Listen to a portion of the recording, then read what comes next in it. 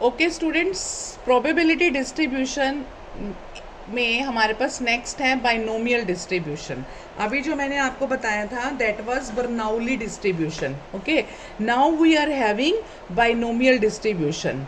Okay, so मैंने पहले सोचा था इसके नोट्स आपको बनाकर देती हूँ, लेकिन आप इसको ऐसे ही साथ साथ करो। बाइनोमियल डिस्ट्रीब्यूशन, बाइनोमियल डिस्ट्रीब्यूशन में जैसे बर्नौली में आपने काम बताया मैंने आपको, इसी तरह से बर्नौली में क्या है, 2 ट्रायल्स।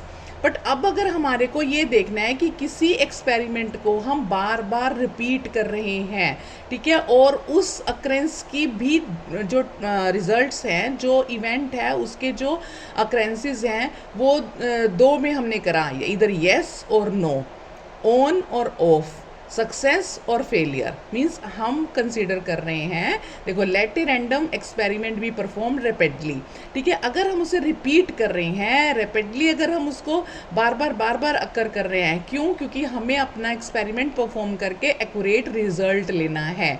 और and the occurrence of an event in A trial is called a success, ठीक है। इसका मतलब अगर मैं कहती हूँ कि सपोज मैंने कोइन टॉस किया तो अगर मैं कहूँगी मेरा हेड आया तो वो सक्सेस होगी, और अगर टेल आया तो वो फेलियर होगी। या मैंने इस चीज़ को 0 दिया तो वो फेलियर है, 1 दिया तो सक्सेस है, ऑन किया तो सक्सेस है, और ऑफ किया तो फेलियर है। अगर इस टाइप से मेरे रिजल्ट्स हैं, दैट इज़ बाइनोमियल, ठीक है। दो ही चीज़ें हैं, या सक्सेस और या फेलियर, और मैं एक्सपेरिमेंट को बार बार रिपीट कर रही हूँ। तो ऐसा एक्सपेरिमेंट जिसमें हम जो मेरी अक्रेंस है, मतलब जो मेरी इवेंट की अक्रेंस है, उस ट्रायल को उसको मैं सक्सेस बोलती हूँ, और नॉन अक्रेंस को मैं फेलियर बोलती हूँ। ना होने को फेलियर कह दिया, होने को सक्सेस कह दिया। तो अगर मेरे पास ऐसी इंडिपेंडेंट, जो बर्नौली ट्रायल्स मैंने बताया था ना आपको, तो अगर मेरे पास ऐसी, consider a set of n independent Bernoulli trials, ठीक है, n बीइंग फाइनाइट, n मेरा फाइनाइट है, 10 बार हो सकता है, 15 बार हो सकता है, 20 बार हो सकता है। मैंने क्या किया है, कंसीडर कर लिया है a set of n independent Bernoulli trials, ठीक है, जिसमें मैं सक्सेस को दे रही हूँ प्रोबेबिलिटी p, ठीक है, means in which probability p of success in any trial is constant, वो p ही रहेगी। अगर मेरी बार बार वो चीज़ मेरी हो रही है, अगर उस चीज़ के होने को, उसके अक्रेंस को मैं सक्सेस बोल रही हूँ, तो उसकी प्रोबेबिलिटी p रहेगी, और ना होने की प्रोबेबिलिटी q रहेगी, क्योंकि टोटल सैम्पल स्पेस की प्रोबेबिलिटी क्या होती है, 1, और अगर होने की p है तो मेरी ना होने की क्या बनेगी फिर, 1 माइनस पी, और 1 माइनस पी को मैंने कहा क्यू। यानी इन अदर वर्ड्स आप ये कह सकते हो, आपको पता होना चाहिए कि सक्सेस की प्रोबेबिलिटी, कि जो सक्सेस की प्रोबेबिलिटी है और जो फेलियर की प्रोबेबिलिटी है, that should be equal to 1, ये 1 के बराबर होनी चाहिए, ठीक है। सो मैंने क्या बोला है कि p of success in any trial is constant, and for each trial this is q, and this is the probability of failure, right.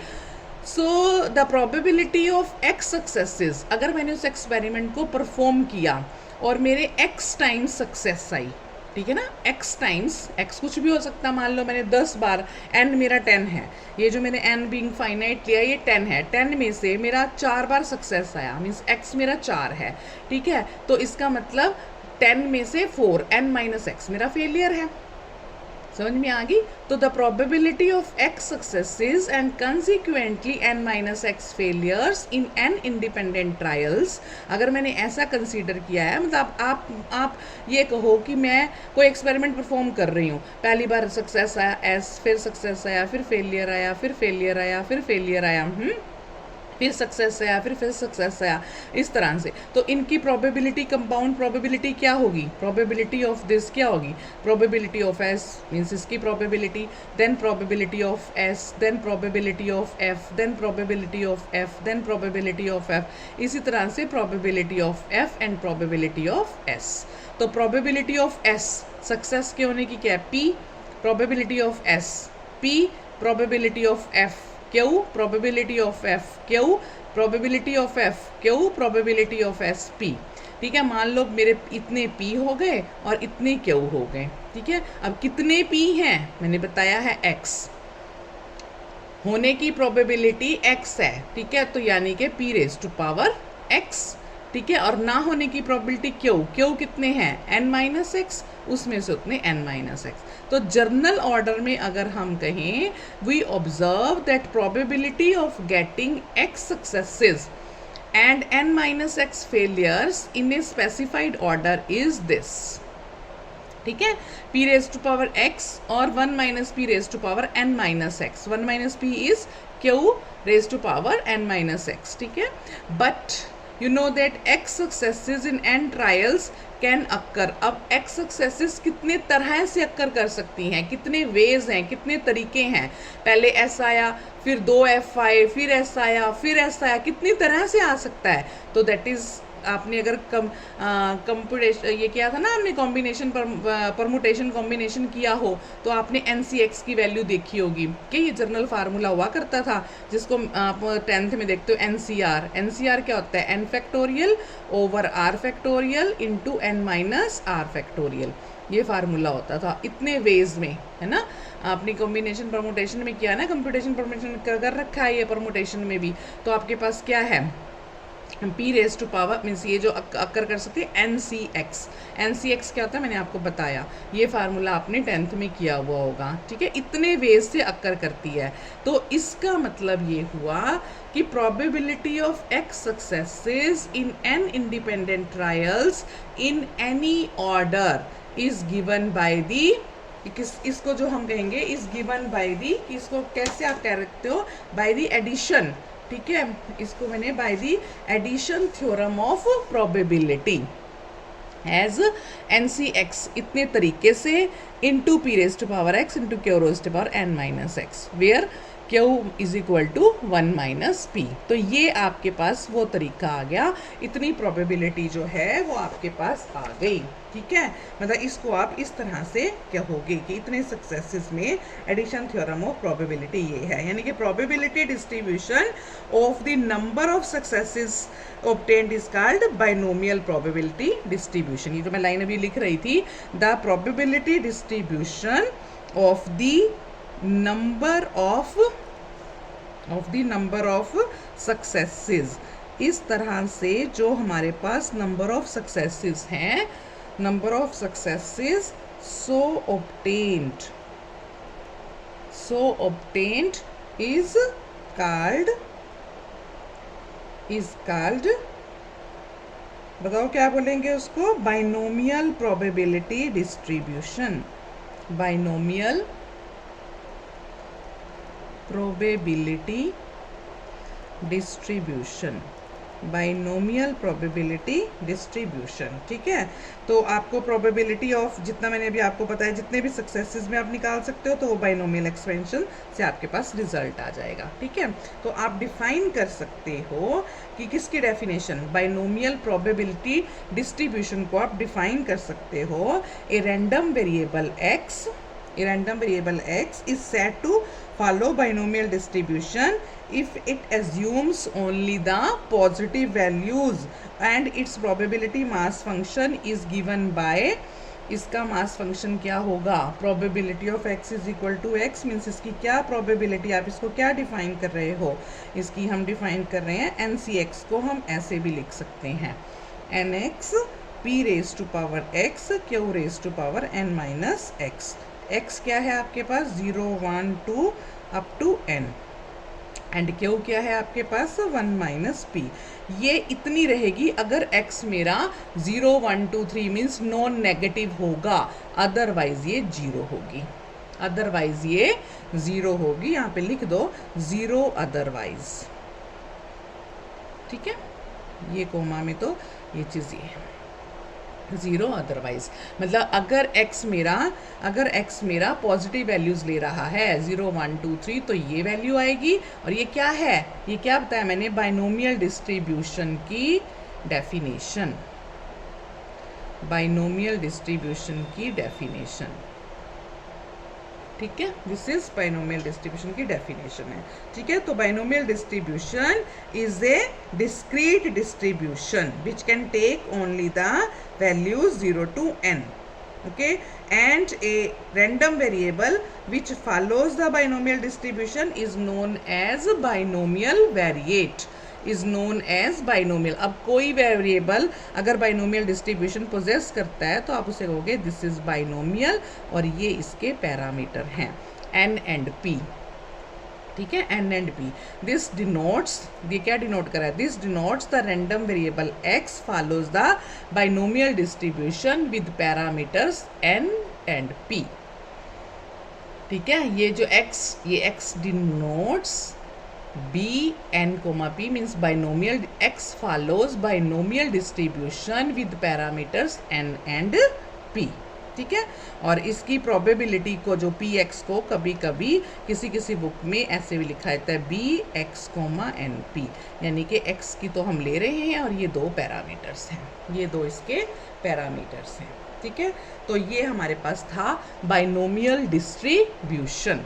अब बाइनोमियल डिस्ट्रीब्यूशन के आप वैसे न्यूमेरिकल्स बहुत कम आते हैं, बट आप अपनी बुक से, मैंने से आपको बताया था फंडामेंटल ऑफ मैथमेटिकल स्टैटिस्टिक्स की बुक से चैप्टर 8 है जिसमें आपने प्रोबेबिलिटी डिस्ट्रीब्यूशंस करना है, तो उसमें से आप एग्जाम्पल जो है इसके कर सकते हो।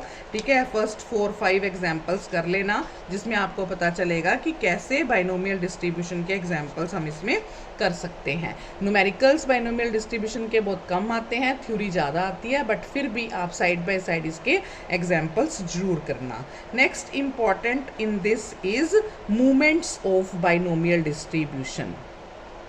इससे इम्पॉर्टेंट इसमें क्या है, मूवमेंट्स ऑफ बाइनोमियल डिस्ट्रीब्यूशन। ठीक है, movements of binomial distribution.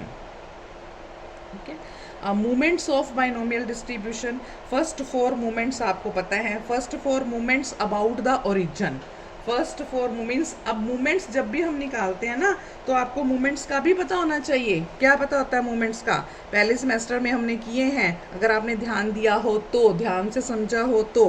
Movements about origin होते हैं, मूवमेंट्स अबाउट ओरिजिन होते हैं। ठीक है, जिन्हें आपको याद हो हमने डिनोट किया था μ1 डैश, μ2 डैश, μ3 डैश, μ4 डैश।